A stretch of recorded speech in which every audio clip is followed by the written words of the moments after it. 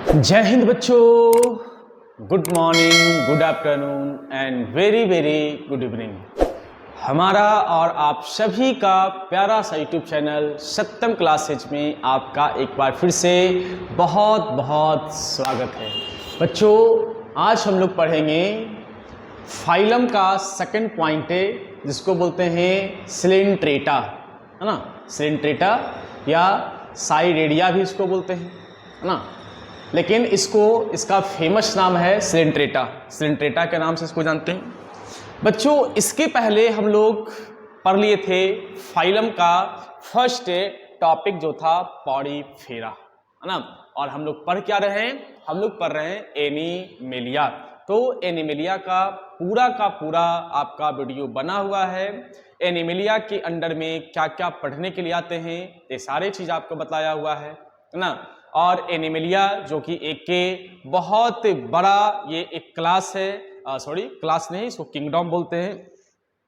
Animalia बहुत ही बड़ा एक किंगडम है और उस किंगडम में छोटे छोटे फाइलम आते हैं, जो कि पहला फाइलम हमने पढ़ चुका है पॉडीफेरा, और सेकंड आज हम लोग पढ़ेंगे सिलेंट्रेटा के बारे में। तो यहाँ पे अगर मैं बात करूं सिलेंट्रेटा का, है ना, तो देखिए आपको बार बार मैं बताता हूं कि जो एनिमेलिया हम लोग पढ़ रहे हैं, ठीक है, तो एनिमेलिया के बारे में बहुत सारे फाइलम्स आएंगे पढ़ने के लिए, है ना, जिसमें से ये सेकंड फाइलम आया है ना, जिसका नाम है सिलेंट्रेटा। तो बच्चों, यहाँ पे एनिमेलिया एक के इतना बड़ा किंगडम है जिसको बोलते हैं कि ये एक बिग, इसको बोल सकते हो कि ये क्या है सर, किंगडम है ना। यानी कि इसमें अलग अलग फाइलम क्यों दिया है पढ़ने के लिए, है ना। तो ये बात आपको पिछले वीडियो में भी हमने बताया है और आज भी मैं आपको बता रहा हूं कि इसमें अलग अलग फाइलम इसलिए दे रहा है पढ़ने के लिए क्योंकि अगर मैं बात करूं एनिमेलिया किंगडम का, तो ये एक बहुत बड़ा किंगडम है और इसके अंदर जो भी लिविंग ऑर्गेनिजम्स जो मौजूद होते हैं वो सब सिमिलर एक दूसरे के नहीं हैं, है ना। सिमिलरिटीज तो देखा जाता है बट इसमें कुछ डिसिमिलरिटीज भी देखने के लिए मिलता है ना। तो आइए हम लोग बात करते हैं कि सिलेंट्रेटा के अंडर में जो एनिमेलिया होते हैं उसका क्या प्रॉपर्टीज होता है ना। जैसे फर्स्ट हम लोग पढ़ चुके हैं बच्चा पॉडीफेरा के बारे में, है ना। तो हम लोग ये पढ़े थे कि पॉडीफेरा जो है एनिमेलिया के अंडर में आने वाला ये पहला फाइलम होता है। पॉडीफेरा की अगर मैं बात करूं तो पॉडीफेरा जो है वो आपका एनिमेलिया के अंडर में आने वाला पहला फाइलम है और इसके अंडर में जो लिविंग ऑर्गेनिज्म आया था वो सब फर्स्ट लिविंग ऑर्गेनिज्म था। बात को ध्यान से समझते जाओगे, है ना। यानी कि पहला लिविंग ऑर्गेनिज्म, यानी कि एकदम नॉन वेल डेवलप्ड अगर लिविंग ऑर्गेनिज्म की बात करते हैं किसके अंडर में आएगा? एनिमेलिया के अंडर में। और अब बात करते हैं सिलेंट्रेटा, है ना। तो कहने का मतलब कि इसके अंडर में जो एनिमेलिया था, इसके अंडर में जो लिविंग ऑर्गेनिज्म था उससे ज्यादा वेल डेवलप होगा। यानी कहने का मतलब थोड़ा सा इससे, है ना, थोड़ा सा इससे वेल डेवलप ज्यादा होगा किसमें? सिलेंट्रेटा में। तो यहां पे देखते हैं फर्स्ट पॉइंट बच्चों, यहां पे ये बताया गया है कि एक्वेटिक।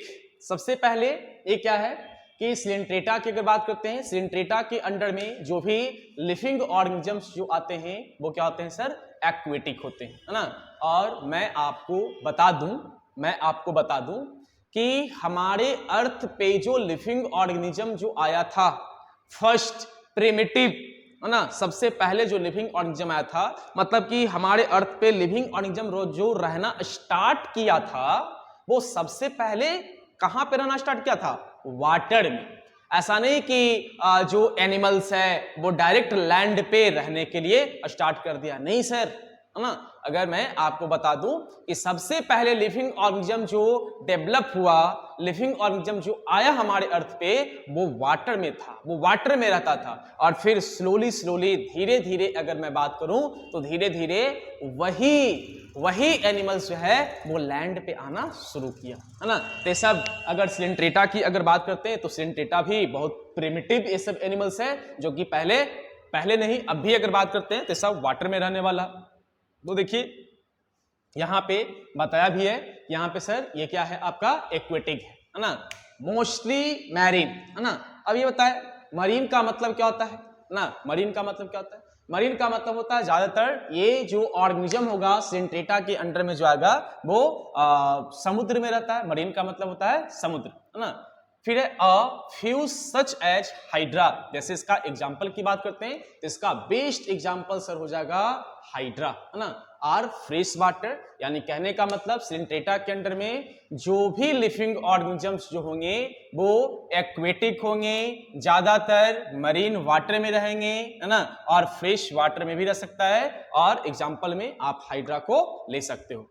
तो बच्चों यहां पे आपका फर्स्ट पॉइंट यहां पे कंप्लीट होते हैं। Second, these species live in colonies, यानी कि ये जो स्पीसीज है ना, ये जो स्पीसीज की बच्चों अगर मैं बात करूं, ठीक है ये तो आपने सही तरीके से सीखा समझा कि सर ये ज्यादातर एक्वेटिक होता है यानी कि वाटर में रहता है। बट ये कहीं भी अगर वाटर में रहेगा, कहीं भी अगर सर ये वाटर में अगर रहेगा तो ये कॉलोनी बना के रहेगा। कॉलोनी का मतलब क्या हो गया, जैसे आप नाम सुने होंगे गांव घर में है ना, शहरों में कॉलोनी है ना, कि देखो ये एक कॉलोनी है, यहीं पे हम निवास करते हैं या इस कॉलोनी में हम रहते हैं। तो कॉलोनी का मतलब क्या, बहुत सारे वहां पे घर होते हैं। तो कॉलोनी का मतलब एक ग्रुप होता है ना, कि अगर कहीं पे भी सिलेंट्रेटा के अंडर में रहने वाले ऑर्गेनिज्म है, जैसे अगर मैं हाइड्रा का ही अगर बात करूं तो हाइड्रा जो हो वो ग्रुप में रहेगा, कॉलोनी में रहेगा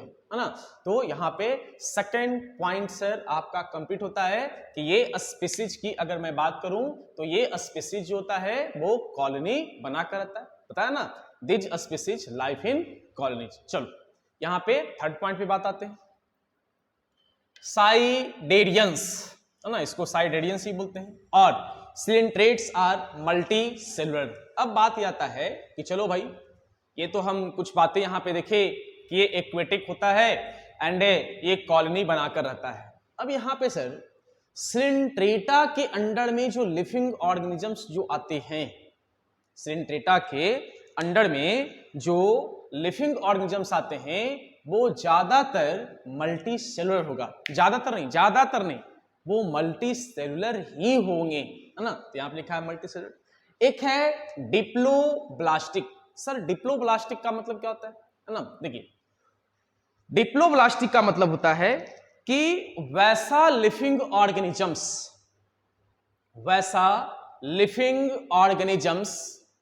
जिसमें दो एम्ब्रायो हो है ना। जैसे हाइड्रा की बात करते हैं, बार बार हम यहाँ पे हाइड्रा का एग्जांपल लेंगे, हाइड्रा को तहस नहस करना भाई, हाइड्रा का एग्जांपल ले रहे हैं। तो यहाँ पे हाइड्रा की अगर बात करते हैं तो हाइड्रा में आपको इसमें दो एम्ब्रायो इसमें आपको देखने के लिए मिलेगा, उसको क्या बोलते हैं, डिप्लोब्लास्टिक। तो सिलेंट्रेटा के अंडर में जो लिविंग ऑर्गेनिजम्स आते हैं वो मल्टी सेलुलर तो होते ही होते हैं, डिप्लोब्लास्टिक होता है animals with a tissue grade of organization. यानी कि इससे सिलेंट्रेटा की बात करते हैं तो सिलेंट्रेटा का जो ऑर्गेनाइजेशन जो होंगे है ना, सिलेंट्रेटा का जो ऑर्गेनाइजेशन जो होगा वो एक टिश्यू से होगा है ना। क्यों सर, क्योंकि आपको अभी हमने बतलाया है आपको कि अगर बात करते हैं सिलेंट्रेटा का तो सिलेंट्रेटा जो होता है वो मल्टी सेलुलर होता है। और मल्टी सेलुलर का मतलब क्या होता है सर, मल्टी सेलुलर का मतलब आपको बता चुके हैं, कहीं ना कहीं वीडियो में पढ़ाए हैं आपको कि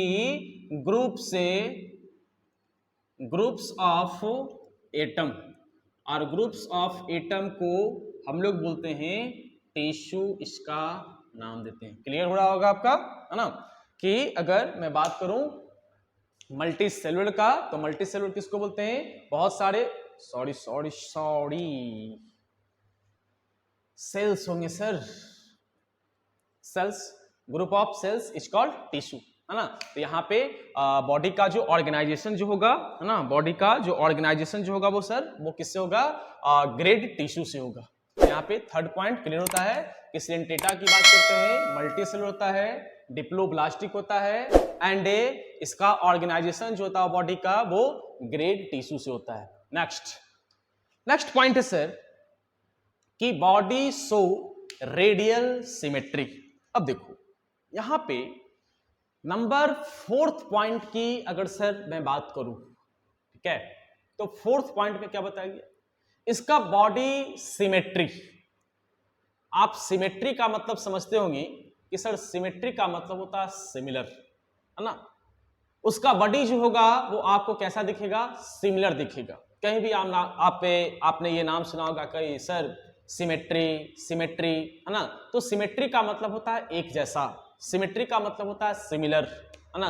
और सिमिलर का मतलब क्या होता है, एकदम दिखने में क्या होगा कि एक समान लगेगा। तो यहाँ पे अगर मैं सिमेट्री की अगर बात करूं तो इसको ऐसे समझो, मान लो कि यहाँ पे एक ऑर्गेनिज्म है, यहाँ पे एक स्टार बना दिया और इसको दो पार्ट में इसको डिवाइड कर दिए, तो पहले कैसा था, पहले था स्टार था, है ना, स्टार के जैसा था। अब जब ये दो भाग में अगर डिवाइड होगा तो फिर स्टार ही बनेगा। बात समझ में आ रहा है कि यहां पे मैं बात करूं कि यहां पे रेडियल सिमेट्री बोल रहा है, रेडियल सिमेट्री। तो रेडियल सिमेट्री का मतलब क्या, रेडियल सिमेट्री का मतलब ये होता है कि जब इसको दो टाइप में अगर इसको डिवाइड किया जाता है, दो टाइप में, है ना, तो वो एक दूसरे के सिमिलर होगा, है ना। तो बात समझ में आया कि सिलिंड्रेटा के अंडर में जो लिविंग ऑर्गेनिज्म होगा उसका बॉडी कैसा शो करेगा, रेडियल सिमेट्री। और सर रेडियल सिमेट्री की अगर मैं बात करूं कि उसके बॉडी को अगर दो पार्ट में अगर डिवाइड किया जाए, है ना, दो पार्ट में अगर डिवाइड किया जाए तो दोनों पार्ट्स जो होंगे वो एक दूसरे के सिमिलर होंगे। तो यहां पे आपका 4th पॉइंट भी यहां पे क्लियर होता है। Number 5, nervous system is primitive has only network of nerve cell. देखिए सिलिंड्रेटा के अंडर में जो भी आपका लिविंग ऑर्गेनिजम्स जो आएगा, या सिलिंड्रेटा के अंडर में जो ऑर्गेनिजम्स जो आएगा उसमें नर्व सेल होगा। और नर्व सेल जो बोला कि वो प्रिमिटिव है, प्रिमिटिव का मतलब पुराना, बट वो नर्व सेल वेल डेवलप नहीं होगा। वो नर्व सेल की अगर मैं बात करूं तो वो नर्व सेल जो होंगे सर वो आपका वेल डेवलप्ड नहीं होंगे। तो यहां पे क्या लिखा है कि नर्वस सिस्टम इज, अच्छा एक पॉइंट आपका छूट गया है, चलो इसको कर देते हैं, इसके बाद इसका में nervous system is primitive has only network of nerve cell. इसका क्या होगा कि नेटवर्क होगा, है ना। जैसे यहाँ पे ये एक नर्व है ना, तो ये चारों तरफ ये क्या होगा कि फैला हुआ रहेगा। अब मत सोचना कि सर ये प्लांट है ना, ये एक समझाने के लिए आपको बता रहे हैं, ये प्रिमिटिव होता है और ये क्या होता है कि ये हैज ओनली नेटवर्क, मतलब ये नेटवर्क के फॉर्म में ये अवेलेबल होता है। यानी कहने का मतलब ये हो गया कि सिलिंड्रेटा के अंडर मान लो कि एक लिविंग ऑर्गेनिज्म है, जैसे फिर से हम हाइड्रा को लेते हैं, तो हाइड्रा है, तो हाइड्रा में जो नर्व सेल होगा वो नेटवर्क में, नेटवर्क का मतलब क्या है, फैला हुआ, चारों तरफ क्या होगा, फैला हुआ होगा। यानी कि इससे हम लोग को यह पता चलता है कि सिलिंड्रेटा के अंडर में जो भी लिविंग ऑर्गेनिजम्स जो होंगे, वो नेटवर्क के फॉर्म में वो फैला हुआ होगा। चलो तो ये पॉइंट आपका क्लियर होता है, बट एक पॉइंट ऊपर में और आपका बच गया था। देखिए इसे बोला respiratory, circulatory and excretory organ are absent. Respiratory का मतलब क्या सर, आपको पता है सर, रेस्पिरेटरी हम लोग उसको बोलते हैं जिससे हम लोग रेस्पिरेशन करते हैं, और रेस्पिरेशन मीन्स से ऑक्सीजन को लेना, कार्बन डाइऑक्साइड को रिलीज करना, है ना। सर सर्कुलेटरी का मतलब क्या होता है, सर्कुलेटरी का मतलब ये होता है कि आपके बॉडी में, है ना, आपके बॉडी में फूड का डाइजेशन हुआ और उससे डाइजेस्टेड फूड का पूरे बॉडी में डिस्ट्रीब्यूट होना क्या बोलते हैं, सर्कुलेटरी बोलते हैं। एंड एक्सक्रीटरी का मतलब क्या होता है सर, एक्सक्रीटरी का मतलब ये होता है कि आपके बॉडी में जो अनडाइजेस्टेड जो मटेरियल्स हैं, वो अनडाइजेस्टेड मटेरियल अगर आपके बॉडी से बाहर निकलता है जिस ऑर्गन के थ्रू, उसको बोलोगे एक्सक्रीटरी, है ना। तो respiratory, circulatory and excretory organs की अगर मैं बात करूं तो ये सब जो होते हैं वो क्या होते हैं, एब्सेंट होते हैं।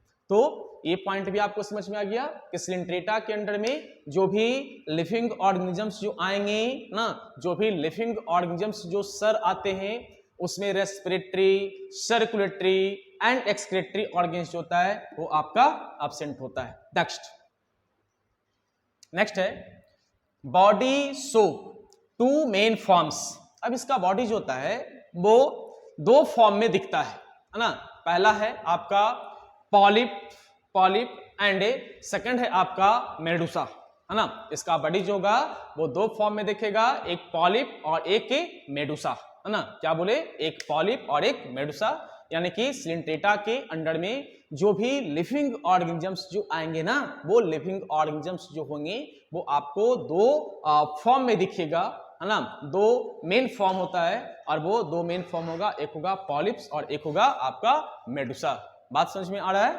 तो आपका ये पॉइंट भी आपका क्लियर हुआ, है ना, कि सिलिंड्रेटा के अंडर में जो लिविंग ऑर्गेनिजम्स जो आते हैं उसका बॉडी जो होता है तो वो दो मेन फॉर्म्स में दिखता है, एक पॉलिप्स और एक मेडुसा। बात समझ में आ रहा है? चलो नेक्स्ट पॉइंट में आते हैं। फिर है asexual reproduction by बर्डिंग।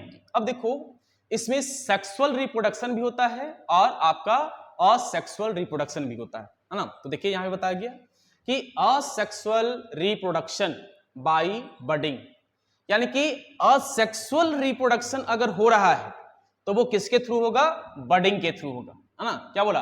Asexual reproduction by budding and sexual reproduction by gamete. ये तो आपको पता होना चाहिए कि अगर सेक्सुअल रिप्रोडक्शन की अगर हम बात करते हैं, है ना, तो सेक्सुअल रिप्रोडक्शन में स्पर्म और ओवा फर्टिलाइज करता है ना। तो आप क्या बोलते हो कि ये सर स्पर्म जो है वो क्या है? गैमेट है। ओवा जो है वो क्या है? गैमेट है। तो ये बताओ, अभी तो आपको रिप्रोडक्शन थोड़ा बहुत समझ में नहीं आ पाएगा, है ना, क्योंकि रिप्रोडक्शन आप 10th क्लास में अच्छे से पढ़ोगे, है ना, और 8th क्लास में भी आप थोड़ा रिप्रोडक्शन पढ़े होंगे।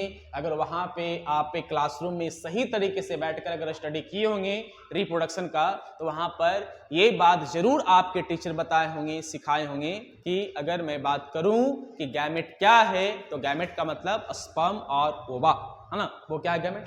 तो अगर सेक्सुअल रिप्रोडक्शन हो रहा है तो वहां पे गैमेट होगा और असेक्सुअल रिप्रोडक्शन होगा बर्डिंग होगा, है ना। यानी कि सिलिंड्रेटा के अंडर में अगर कोई लिविंग ऑर्गेनिजम्स अगर रिप्रोडक्शन करता है तो ये जरूरी नहीं है कि वो सेक्सुअल करेगा कि सर असेक्सुअल करेगा, वो सेक्सुअल रिप्रोडक्शन भी करेगा एंड असेक्सुअल रिप्रोडक्शन भी करेगा एंड सेक्सुअल रिप्रोडक्शन की अगर बात करते हैं गैमेट के थ्रू करेगा और असेक्सुअल रिप्रोडक्शन अगर करेगा तो वो किसके थ्रू करेगा? बर्डिंग के थ्रू करेगा, ना। तो ये पॉइंट भी बच्चों आपका कंप्लीट होता है ना, gamete by medusa. Next and last, their body have only a single opening, है ना। Their body have only a single opening, यानी अब ये बताया सर कि सिलिंड्रेटा के अंडर में जो भी लिविंग ऑर्गेनिजम्स जो होंगे उसमें सिंगल ओपनिंग ही आपको देखने के लिए मिलेगा। ये नहीं कि पहले पढ़े थे पॉरीफेरा, तो पॉरीफेरा के अंडर में जो लिविंग ऑर्गेनिजम्स जो था वो पोरस था, है ना। और पॉरीफेरा का मतलब क्या? पॉरीफेरा का मतलब ये होता है कि उसका बॉडी जो होता है परफोरेटेड होता है। याद आया कि पॉरीफेरा के अंडर में जो लिविंग ऑर्गेनिजम्स होता है वो उसमें ज्यादातर पोर होता है ना, परफोरेटेड होता है। और परफोरेटेड का मतलब क्या होता है? एकदम छिद्र छिद्र छिद्र, छोटा छोटा छेद जो होता है वो पूरा लिविंग ऑर्गेनिजम्स में अवेलेबल होगा। बट यहाँ पे क्या होगा कि पहले क्या था? सिर्फ पॉलीफेटेड, यानी कि छिद्रित था, होल था, छेद था, और अब वो छेद खत्म। अब क्या है कि वो एक ही पोर होगा, यानी कहने का मतलब सिंगल ओपनिंग ही होगा, है ना। तो सिलिंड्रेटा के अंडर में जो लिविंग ऑर्गेनिजम्स जो होंगे उसमें सिंगल ओपनिंग ही होंगे। तो बच्चों आज के वीडियो में आपका सिलिंड्रेटा जो है वो पूरा का पूरा कंप्लीट हो गया और एनिमिलिया के अंडर में आया था जिसका नाम था सिलिंड्रेटा। तो बच्चों ये पूरा का पूरा यहाँ पे आज कंप्लीट होता है। तो अगले वीडियो में हम एनिमिलिया का अगला फाइलम लेकर आप लोगों के लिए आएंगे। तो बच्चों, पढ़ाई करते रहें, आगे बढ़ते रहें। धन्यवाद।